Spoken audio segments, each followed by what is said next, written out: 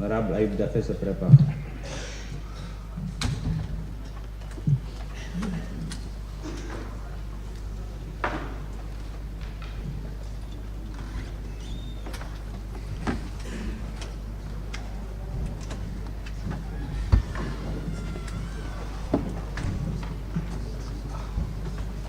Je vous remercie, Monsieur le Président.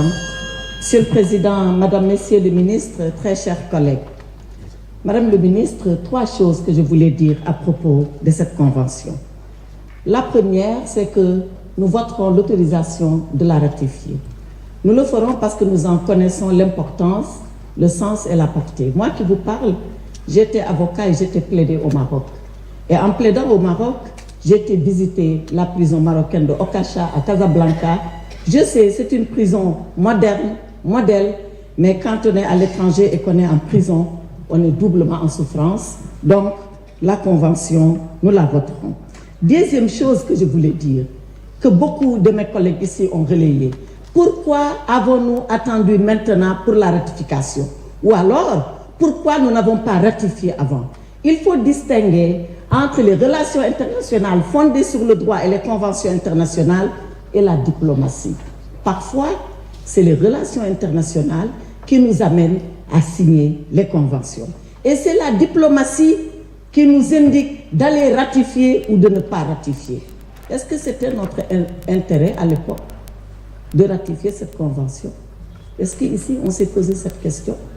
Moi, j'ai visité les prisons marocaines. Je sais combien de Sénégalais il y avait à l'époque. Pas autant qu'il y a maintenant. Est-ce que c'est le Maroc qui avait beaucoup plus intérêt que nous?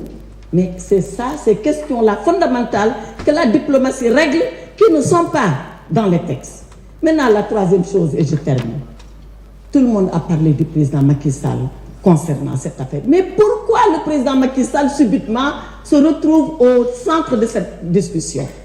Parce que il y a ici au Sénégal de soi-disant juristes qui sont d'ailleurs comme les médecins Diafaris dans Le Malade imaginaire, qui ne connaissent rien au droit, qui sont au droit, ce que ce médecin est à la médecine, qui ont dit oui, la loi concerne le président Macky Sall. Et tout le monde s'est mis à parler, à épiloguer, et il a fallu que Madame la Présidente de la Commission, que je salue au passage, Madame Fatou Diop Cissé, qu'elle sorte un communiqué pour dire le président Macky Sall n'est en rien concerné.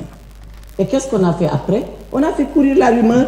Oui, c'est pas le président Macky Sall, mais le roi du Maroc lui a demandé de partir.